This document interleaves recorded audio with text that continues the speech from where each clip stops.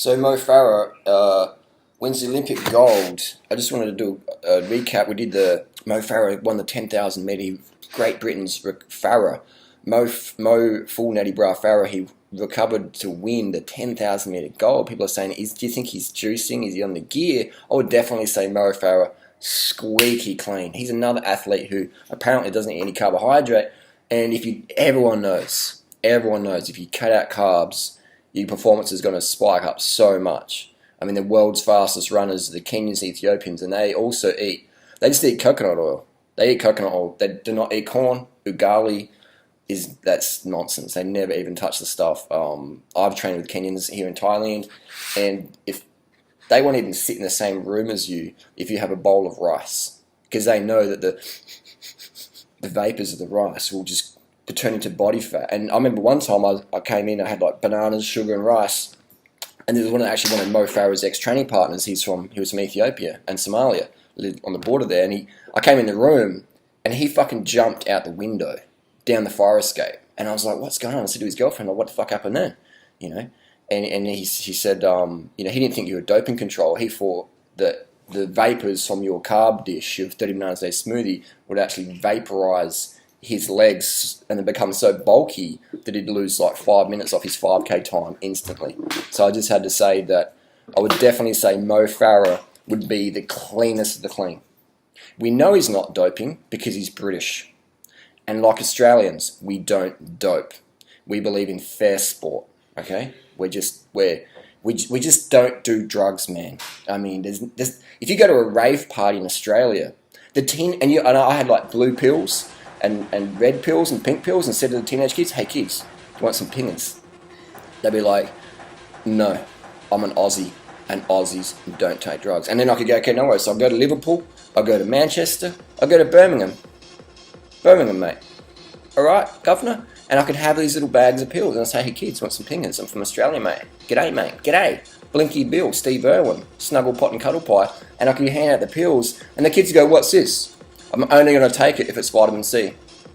And I go, no, it's ecstasy, MDMA. And they're like, "Take your fucking drugs and fuck off, mate. I'm Brit. I'm a British governor. I don't dope. I don't do drugs." They don't even smoke in England. They don't even drink alcohol in England. It is squeaky clean. And that's how we know he doesn't dope, because he's British. And it's Aussie, and the US as well. The Americans definitely don't dope. They definitely don't. It's just apparently the Russians, man. The Russians. And the reason why Mo Farah won in 2016 in the 10,000 is because the IOC banned the Russian track and field team, allegedly, apparently. And see, because what happened last time in London 2012, Mo Farah didn't win. He got beaten by like 15 Russians, man. There was like the Russian train. Anyway, this video is going longer than it has to be. Mo Farah, 100% full natty bra. Now, Lance Armstrong says this. The half-life of EPO is 4 hours. So you can back it out from there and figure out when you're in trouble. Will he pass every test because he does not take EPO? Yes, he will.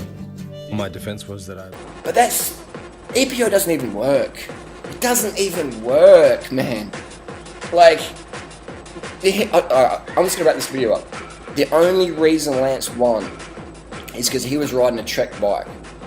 And Trek had the OCLV, the Optimum Compact Low Void technology in the carbon. And it just smooths out any voids in the carbon. It means all the power can get through the bottom bracket to the rear wheel. And that was Lance's advantage. People say, well, how come his teammates didn't win who were on the same bikes?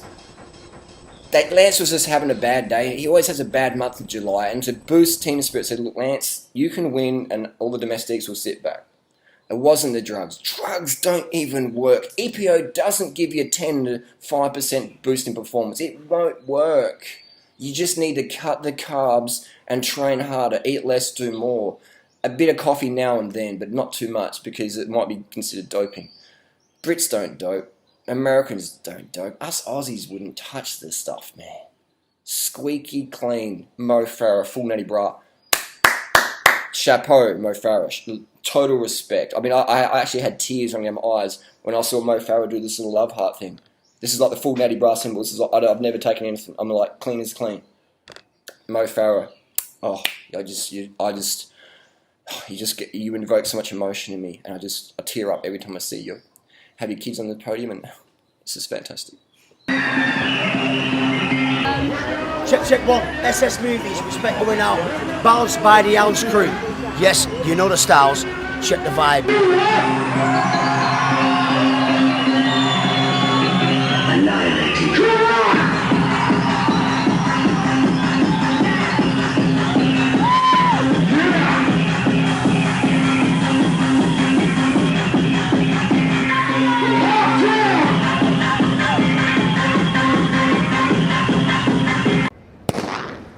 And on their way in the 10,000 meters, 25 laps of the track here at Hayward Field.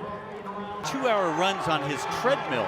He cranked the heat in his house up to 80 degrees, and they had a 75% humidity factor in the house, which is really like running in 90-degree temperatures. He'd run for 2 hours on his marathon. I wonder if his wife is upset about their electricity bills. They went through 2 kilometers with a 2:54 and a 2:52, and then it's dropped in. Vicious acceleration, and it's changed the whole outlook of the race. Galen Rupp has opened up a big margin on the rest of the runners. Galen Rupp forging to the front now, and you see how far he is ahead of the rest of the runners. There he is all by himself. Diego Estrada in second, then Christopher Landry, Hassan Mead, Bernard Lagat, Shadrach Kipchiree. Here comes the bell. And Tim, you called it. Kipchiree just sat on him the whole way, waited until the last lap, and then jumped in front. But I like the way Galen Rupp has gotten right on his tail. That's what you want to do when someone tries to sprint away. Let them get away a little bit, then close the gap, and then get right on their shoulder. But Kipchiree breaking away again. Kipchiree leads Galen Rupp. Those two down the back straightaway. Kipchiree and Rupp running 1-2 away from the rest of the field. Now Rupp makes a move and goes by to regain the lead. Galen Rupp now sprinting into the turn and pulling away from Kipchiree. Looking for another American title to lead the 10,000 meter team to Rio for the Americans. Here he comes into the home straightaway. Oregon's Galen Rupp has put away Kipchiree, and now it's essentially a victory lap for him as he comes in front of his adoring fans here in Oregon. Galen Rupp to win the 10,000.